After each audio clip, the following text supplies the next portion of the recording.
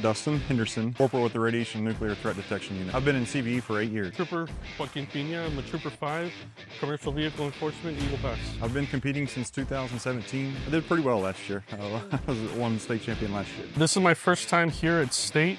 I've competed at regional twice. So we're looking for any violation that's a violation of Federal Motor Carrier Safety Regulations, specifically out of service violations that would place a vehicle out of service because it's a critical safety item. Completely different from when we're doing it roadside. Roadside, we have as much time as we need to complete and to take our time to look for the violations. Here, it's more time challenge. The hazmat vehicle is almost the same thing, except you go into a little bit more depth. You need to make sure the package is authorized for what's being carried. You need to have the proper shipping papers.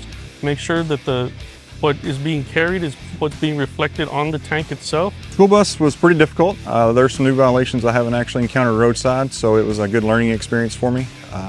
Well, the regional challenge is they try to emulate what you're gonna expect here. You know, it might be something that you're more familiar with in your area.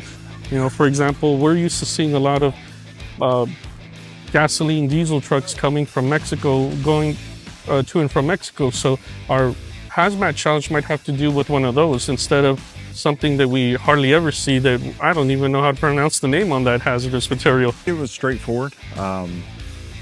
A lot of violations we see roadside, so it was good to make sure what we're doing is correctly. You're not going to get every single violation, but that's the whole point.